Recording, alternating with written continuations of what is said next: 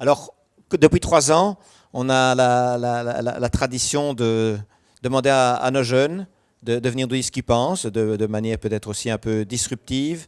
Hein. Il y a une table de 8 qui sont depuis hier en train de discuter, réfléchir, avec Gaëtan comme parrain.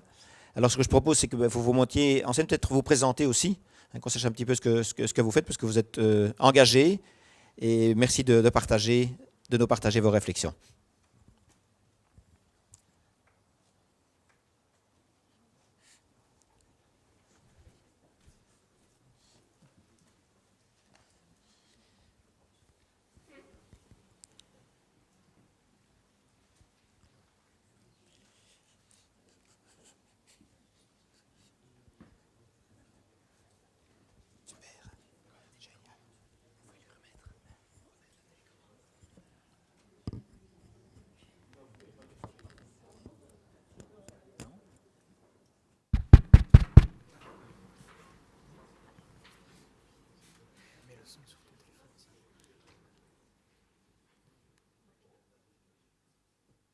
Voici un message de la jeunesse, c'est l'histoire d'un oiseau que l'on appelle colibri. Colibri est un terme très général du vocabulaire courant en français qui ne correspond pas exactement à un niveau de classification scientifique des oiseaux-mouches. C'est-à-dire qu'il s'agit d'un nom vernaculaire dont le sens... Si vous voulez continuer à lire ce message, appuyez sur 1. Si vous voulez qu'un humain continue l'histoire, appuyez sur 2. Moi, je suis venu aujourd'hui pour vous raconter une petite histoire, et Can David aussi. Parce qu'on aime bien les histoires, et voilà, on s'est dit qu'il y avait peut-être une histoire qui correspondait un petit peu à ce qui s'était passé durant ces 2 jours. Moi, je vais vous parler de l'histoire du colibri, que certains connaissent sûrement. Alors, ça se passe dans une forêt lointaine, il y a plusieurs dizaines d'années, un mardi, si je me souviens bien. Et en fait, c'est l'histoire de 2 hiboux qui sont sur une branche et qui voient un colibri passer, repasser, passer devant eux, repasser, retourner, repasser, repasser, repasser. Et en fait, ce qui se passe, c'est que plusieurs centaines de mètres plus loin, la forêt est en feu. Donc la forêt brûle et le colibri passe et repasse devant et les hiboux commencent à se moquer de ce colibri. Ils disent, mais qu'est-ce qu'il est en train de faire ? La forêt est en train de brûler, il fait des allers-retours. Pourquoi ? Le colibri est excédé. Il s'arrête devant eux. Il leur dit pourquoi vous vous moquez de moi ? Qu'est-ce qui se passe ? Où est le problème ? Et à ce moment-là, ils ricanent. Ils disent tu te rends compte que la forêt est en feu, t'arrêtes pas de faire des allers-retours, qu'est-ce que tu fous ? Mais moi, je vais chercher de l'eau dans la rivière et je l'amène jusque dessus les arbres et j'essaye d'éteindre le feu. Je fais ma part du travail. Et en fait, cette histoire, j'ai envie de la mettre en parallèle avec une autre histoire qui est une histoire que j'ai lue dans un livre qui s'appelle Le Point de bascule, que je recommande. J'espère que la véracité de mon histoire est toujours correcte et que je me suis souvenu de tous les éléments. Ça se passe dans le métro, ça se passe à New York, durant les années 80. La criminalité augmente à ce moment-là dans le métro de New York de plus en plus. Et les politiciens cherchent des moyens de réguler cette criminalité et de la stopper. Donc ils trouvent une innovation qui est un commissariat ambulant. Ils se disent, voilà, on va mettre le commissariat à toutes les stations de métro problématiques et on va arrêter les délinquants, les vendeurs de drogue, etc. Ça fonctionne sur le court terme, mais on se rend compte qu'après, sur le long terme, la criminalité reprend de plus belle. En fait, ils se sont trompés de levier d'action. Ils se sont rendus compte que la plupart des gares de métro manquaient d'éclairage, la plupart des métros étaient tagués, les gares étaient taguées, et donc l'environnement était insalubre et propice à ce genre de mauvaises actions. Donc ils se sont dit, très bien, on va rendre tout ça plus salubre, on va repeindre les rames de métro, on va rajouter de l'éclairage, et chaque fois qu'il y aura un tag sur un métro, on le renverra le lendemain matin dans un hangar, et on effacera ce tag. Et ainsi, en persévérant. Et en fait, ce qu'on veut vous expliquer par ici, c'est que l'histoire du colibri peut s'appliquer à tout le monde, et doit s'appliquer à tout le monde. L'entrepreneur, que ce soit un entrepreneur qui entreprend de manière personnelle, parce que chacun peut entreprendre à son échelle. On n'est pas obligé d'entreprendre par rapport à une entreprise, que ce soit dans le secteur privé ou public. Et ça peut s'appliquer à tous les domaines, et ça doit s'appliquer à tous les domaines de manière constante.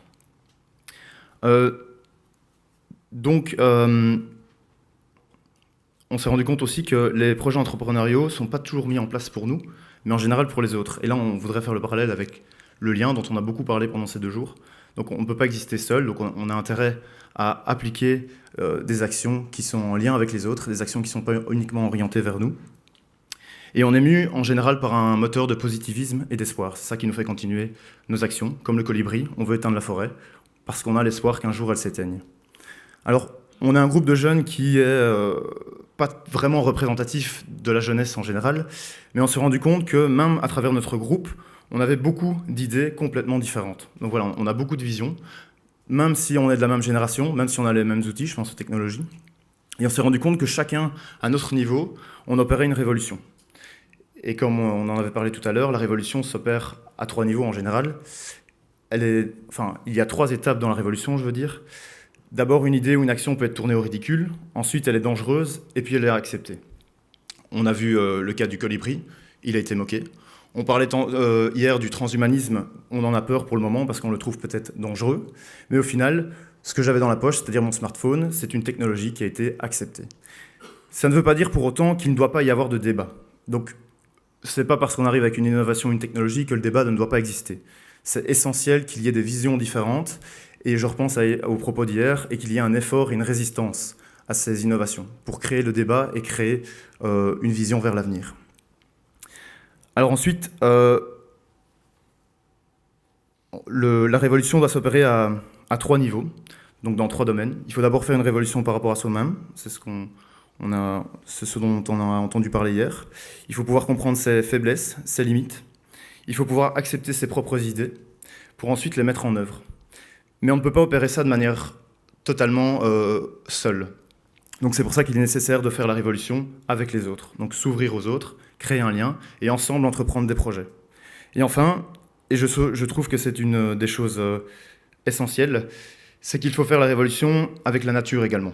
À travers mes projets, je suis très impliqué par rapport à ce niveau de révolution. Et c'est nécessaire parce qu'on parlait hier du transhumanisme, mais à quoi va nous servir le transhumanisme? À quoi ça va nous servir de vivre 50 années de plus si on détruit la nature et si on ne peut plus y vivre? Donc il faut absolument intégrer ces 3 niveaux de révolution. Et la révolution personnelle mène en général à l'évolution du monde. Et enfin, il faudra provoquer l'entrepreneuriat chez les gens que vous croisez. Il faut le provoquer en vous-même, mais envers les autres aussi. Et répandre la bonne parole. Et je pense notamment au mouvement Imagine, dont on parlait hier, qui est clairement cette idée d'aller vers les autres et de répandre l'espoir auprès de chacun. Alors, je vais poursuivre sur les idées que tu as avancées. Et nous avons remarqué, donc, au terme des 2 jours de séminaire, qu'on pouvait qu'il s'agissait au final d'une illustration d'une expérience de pensée qui nous a été donnée par Plutarque.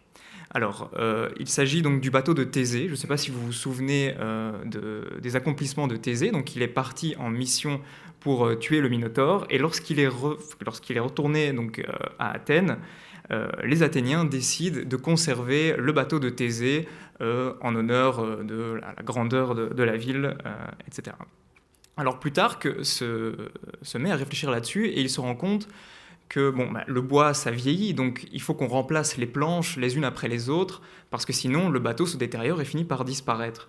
Et on peut faire un parallèle au final sur les échanges de ces 2 derniers jours, entre d'un côté les thèses qui disent qu'il faudrait justement éviter de devenir un cyborg, donc de se remplacer petit à petit, et d'autres thèses qui insistent sur le fait de rester profondément humain et accepter, choisir la mort dans son humanité, pour découvrir finalement que nous sommes en quête perpétuelle d'un cap ou d'un sens.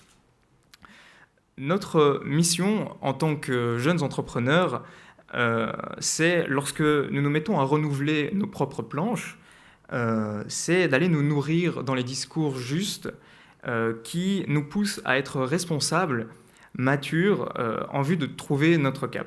Alors, nous aspirons à être des entrepreneurs, au fond, qui sommes donc citoyens, tisserands et créatifs. Nous vivons notre propre révolution de la même manière que l'ont vécu, si je puis dire, les philosophes des Lumières, les réalisateurs de la Nouvelle Vague ou les réactionnaires de mai 68. C'est un genre de processus itératif. Et cette fois, par le biais de l'économie, là où nous pouvons effectivement avoir, vraiment insister sur nos actions, et nous pouvons nous servir de la technologie qui n'est pas toujours dangereuse. Je pense notamment au growth hacking, qui permet aux ingénieurs ingénieux d'économiser énormément de moyens et de pallier au marketing qui coûte super cher pour diffuser des idées. Alors, nous pensons, et je parle donc au nom de la table des jeunes entrepreneurs, nous pensons que nous avons beaucoup à apprendre les uns des autres. Et nous aimerions vous poser une question et nous poser une question. C'est la suivante. Comment devenir de meilleurs professeurs et de meilleurs élèves? Comment parvenir à, au final, foisonner donc, dans cette collectivité? Et j'aimerais ajouter que la transmutation implique au préalable une transformation, une transformation. Ah, merci.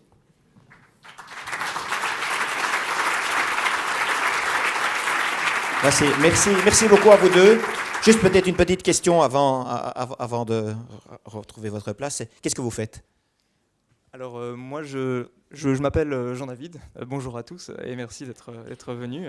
C'est vrai qu'on n'a pas vraiment eu l'occasion de prendre la parole jusqu'à présent, donc on en profite pour vous remercier les orateurs et puis le public. Moi je m'appelle Jean-David, je suis encore un étudiant, je suis un étudiant en art et sur le côté je suis le cofondateur de SolVR qui est donc une plateforme en réalité alternative pour aider les étudiants dans les matières scientifiques à l'université à réussir ou à mieux réussir.